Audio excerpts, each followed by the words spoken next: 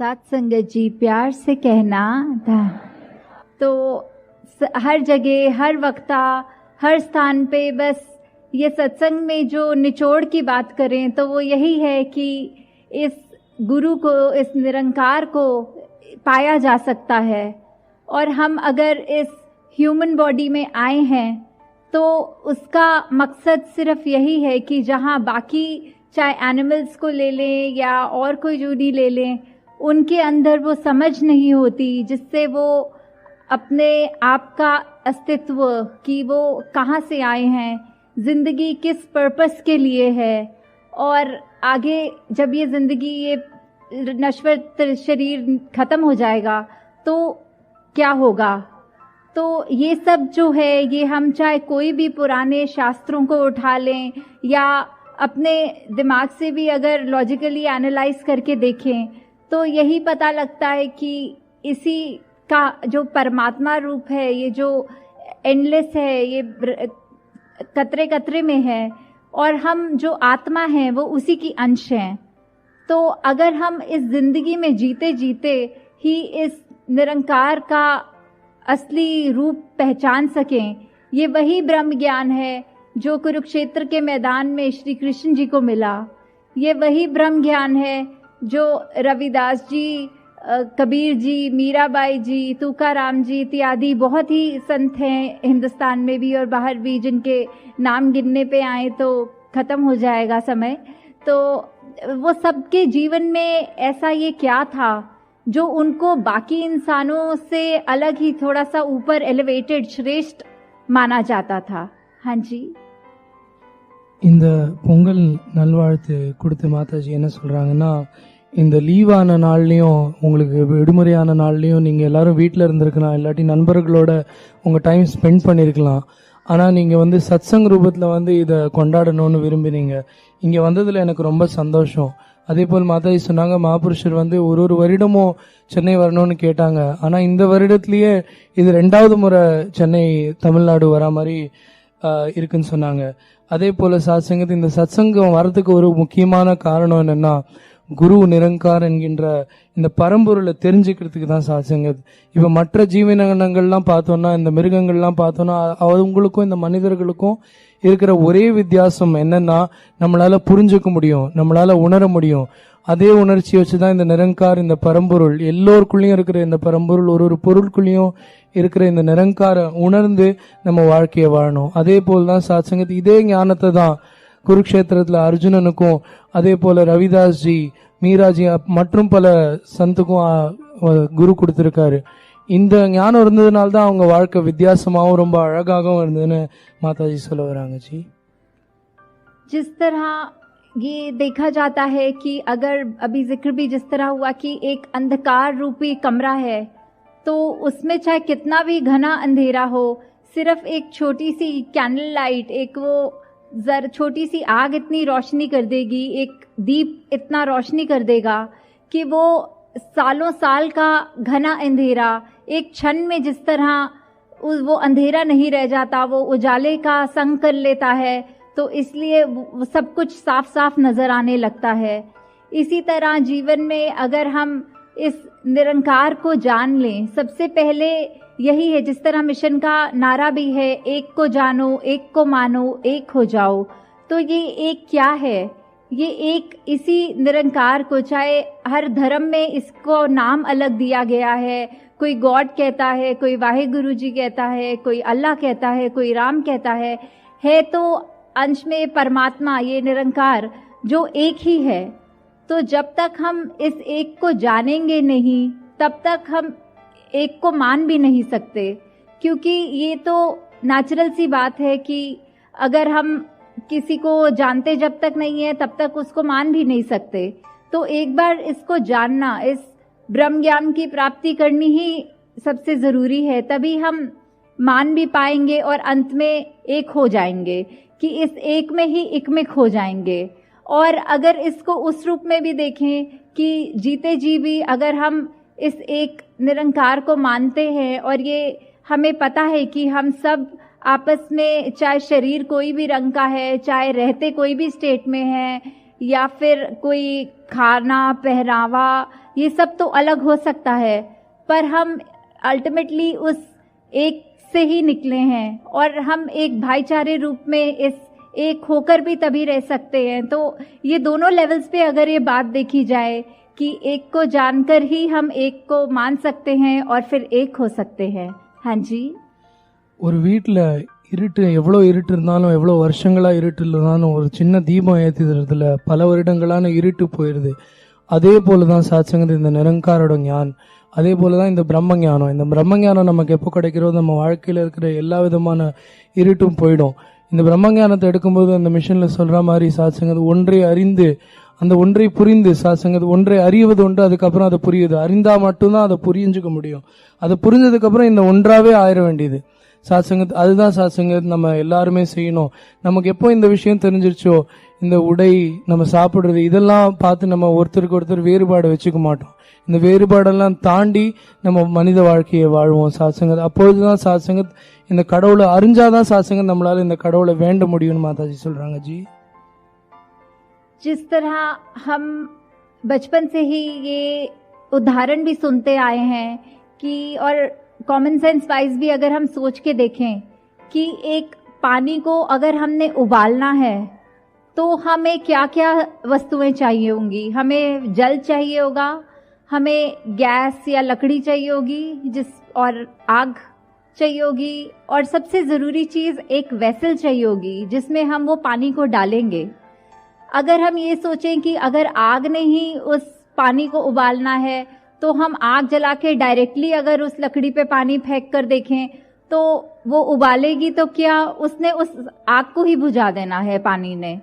तो ये जो एक कंटेनर है जिसमें हम पानी डालते हैं और फिर आग का इस्तेमाल करते हुए हम देखते हैं कि कैसे वो पानी उबल रहा है, तो ये जो कंटेनर, जो मीडियम है उस पानी को होल्ड करने का, वो ही बहुत ही महत्वपूर्ण बात है इसमें पूरे में गौर करने वाली, कि किस तरह एक कंटेनर की वजह से ही हम पानी को एक जगह पर रखकर और उसको उबाल कर उसकी देख सकते हैं कि कैसे हो रहा है।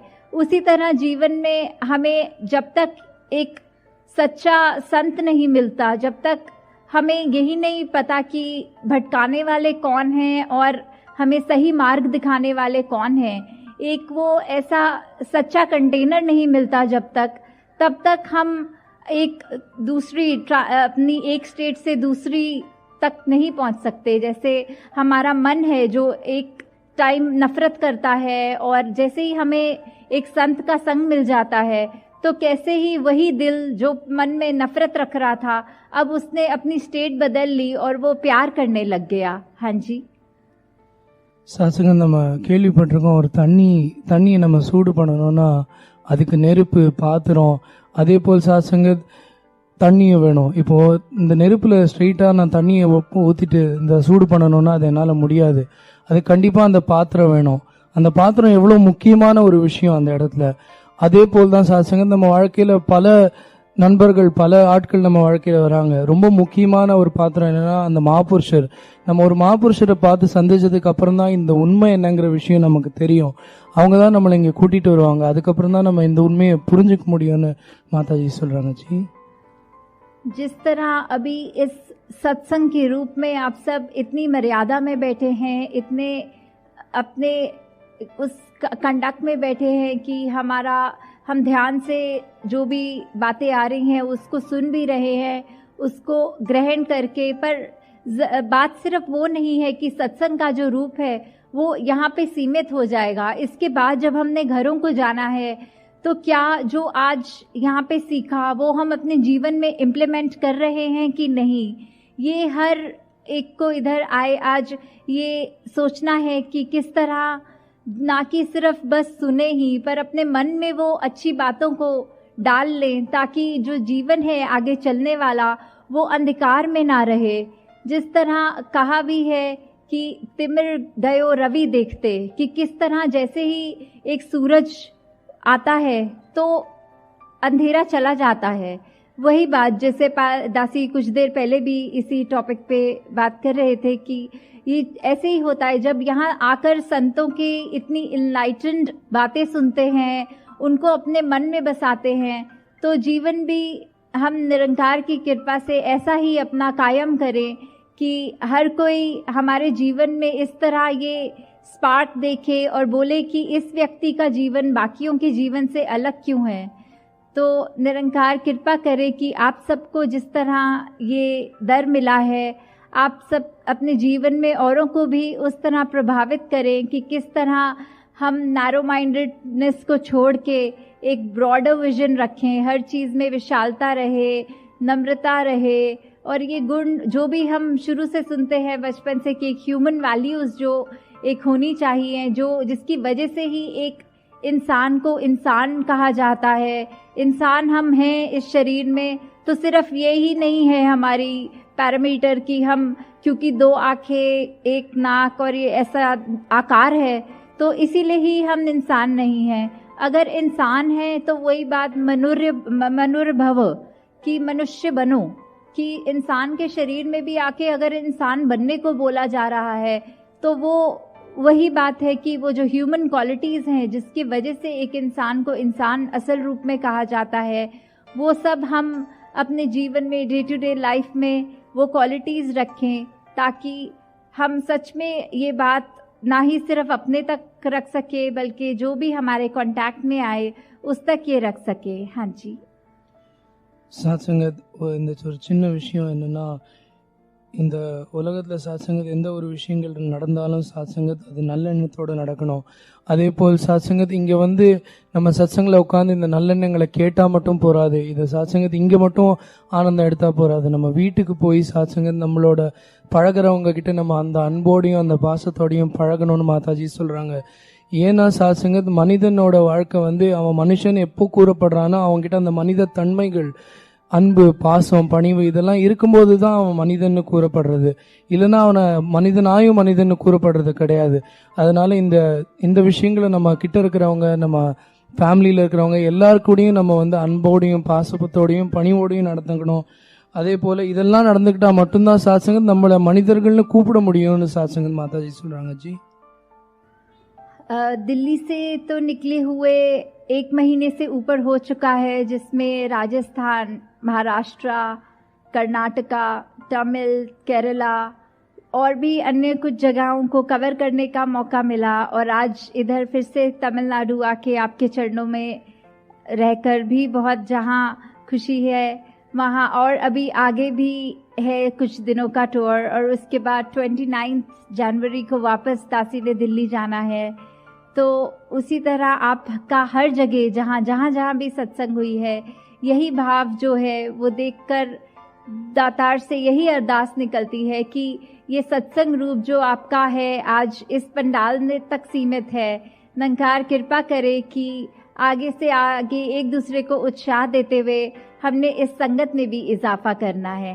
साथ संगत जी, धन्यकार। हाँ जी, சாத்சங்கத் டெல்லியிலேருந்து கிளம்பி 1 மாதத்துக்கு மேலே ஆகிவிட்டது. சாத்சங்கத் இதற்கு இடையில் சாத்சங்கத் ராஜஸ்தான், கேரளா மற்றும் மகாராஷ்டிரா இந்த இடங்கள் எல்லாம் போயிட்டு சாத்சங்கத் இங்கே வந்ததில் ரொம்ப சந்தோஷமாக இருக்குது. அதே போல் திருப்பி 29ஆம் தேதி டெல்லி கிளம்புற பிளானில் இருக்குது. சாத்சங்கத் நங்கார் வந்து எல்லாருக்கும் இந்த ஆசீர்வாதம் கொடுக்கணும், எல்லாருக்கும் இந்த ஆசீர்வாதம் கொடுத்து இந்த சின்ன இடத்துல மட்டும் இத்தனை பேரோட சத்சங்கம் செய்கிறத விட இன்னமும் மேல் கொண்டு சாத்சங்கத் இன்னும் அதிகமான நம்மளோட பிஹேவியர் சாத்சங்கத் நம்மளோட பழக்கங்களையும் நம்மளோட பணிவையும் பார்த்து இன்னும் இந்த மிஷன் பெருசாகணும்னு மாதாஜி கேட்டுக்கொள்கிறார்.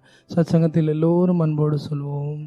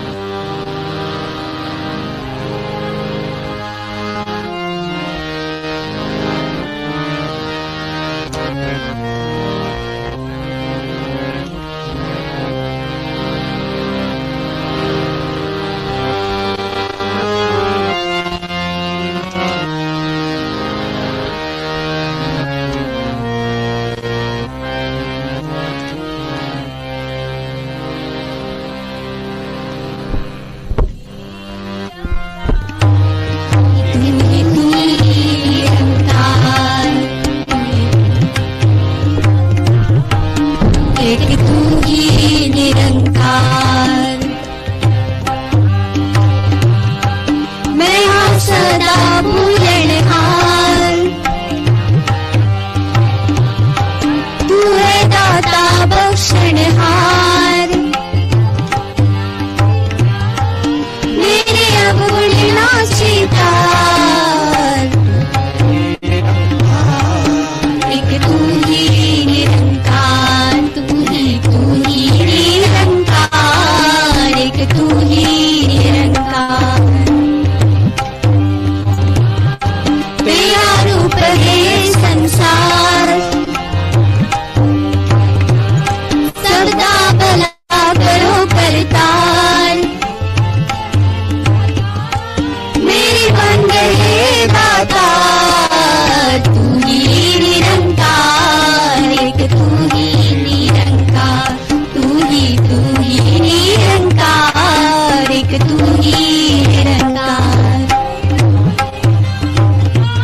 मेरा डोले ना इतबार, बख्शो श्रद्धा भक्ति प्यार, करा मैं संता दा सत्कार, करा मैं संता दा सत्कार, तू ही निरंकार, तू ही निरंकार, तू ही निरंकार, एक तू ही निरंकार। सद्गुरु माता सुदीक्षा सविंदर हरदेव जी महाराज की जय, निरंकारी राजमाता गुरु वचन अवतार की जय, प्यार से कहिए धन निरंकार जी।